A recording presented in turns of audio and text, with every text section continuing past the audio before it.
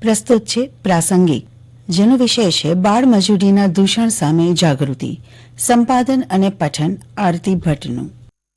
આર્થિક દ્રષ્ટિએ કોઈ પણ ઉત્પાદક પ્રવૃત્તિમાં જોડાયેલું બાળક એ બાળમજૂર છે. બાળક 6 થી 14 વર્ષની ઉંમરનું હોય, શાળાએ ન જતું હોય અને કામમાં રોકાયેલું હોય, પછી ભલે તેને નાણાં મળતા હોય કે ન મળતા હોય, આર્થિક પ્રવૃત્તિમાં સંકળાયેલ હોય કે અન્યમાં, તેને બાળમજૂર કહેવાય. આવા બાળકો બાળમજૂરી કરવા મજબૂર હોય છે. બાળમજૂરી માટે ટૂંકમાં એટલું કહી શકાય કે જે ઉત્પાદક કામ કે સેવા બાળકના વિકાસને રૂંધે છે તેને બાળમજૂરી કહેવાય. છેલ્લા 2-2.5 દાયકાથી બાળમજૂરીનો પ્રશ્ન રાષ્ટ્રીય અને આંતરરાષ્ટ્રીય સ્તરે વધુ ચર્ચાતો થયો છે.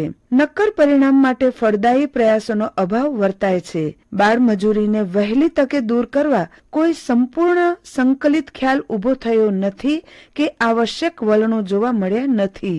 સમાજમાં બાળમજૂરો પ્રત્યેની અનુકંપા દેખાતી નથી અને તેને કારણે જ કાયદાઓનું પણ અસરકારક અમલીકરણ જોવા મળતું નથી. કુટુંબ, સમાજનો વિકાસ અને રાષ્ટ્રની પ્રગતિ બાળકોની તંદુરસ્તી અને સુખાકારી પર આધારિત છે, એ આપણે ભૂલવું ન જોઈએ. યુનિસેફના અંદાજ પ્રમાણે ભારતમાં દર 3 ઘરોમાંથી 1 ઘરમાં બાળમજૂર છે.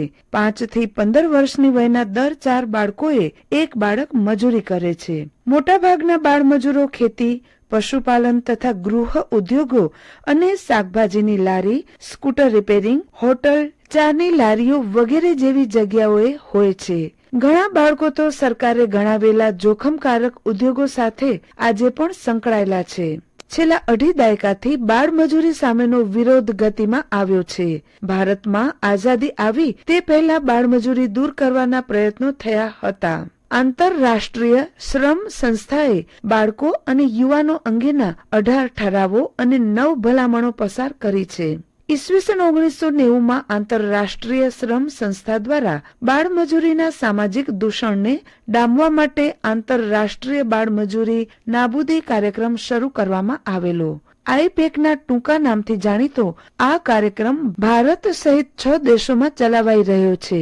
આઈપેક હેઠળ સરકારો, કામદારો, સંચાલક મંડળો, સ્વૈચ્છિક સંસ્થાઓ, કેળવણીકારો, માતા પિતા અને બાળકોને ઝુંબેશ હાથ ધરવાનો અનુરોધ કરવામાં આવે છે. આપણે ત્યાં 17 જેટલા કાયદાઓમાં બાળમજૂરી નાબૂદી માટે જોગવાઈ છે. બંધારણમાં કલમ 45માં 10 વર્ષની સમય મર્યાદામાં 14 વર્ષ સુધીની ઉંમરના બાળકો માટે મફત અને ફરજિયાત શિક્ષણ આપવા રાજ્યને આદેશ છે. વધુમાં 1986માં બાળમજૂરી વિરોધી ધારો પણ ઘડવામાં આવ્યો છે. કાયદાકીય રીતે જોખમકારક વ્યવસાયોમાં બાળકોને કામ પર રાખવા એક ગુનો બને છે.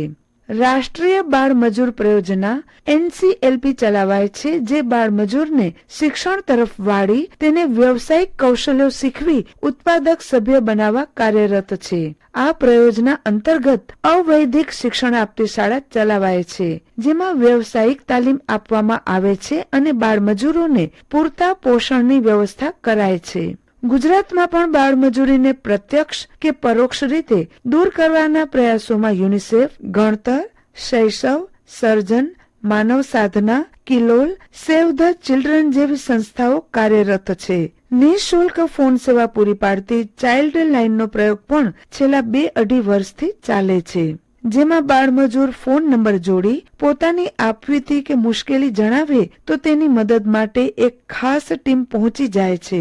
આમ તો શોષણના પાયા પર રચાયેલી સમાજ વ્યવસ્થા જ બાળમજૂરી માટે કારણભૂત છે, ત્યારે સમગ્ર સમાજ વ્યવસ્થામાં ઘરમૂળથી પરિવર્તન લાવવું જરૂરી છે. ટૂંકા ગાળાના ઉપાયો વિચારીએ તો આ પગલાં ઝડપથી લઈ શકાય. 1. જોખમી ઉદ્યોગોમાંથી બાળકોને હટાવવા. 2.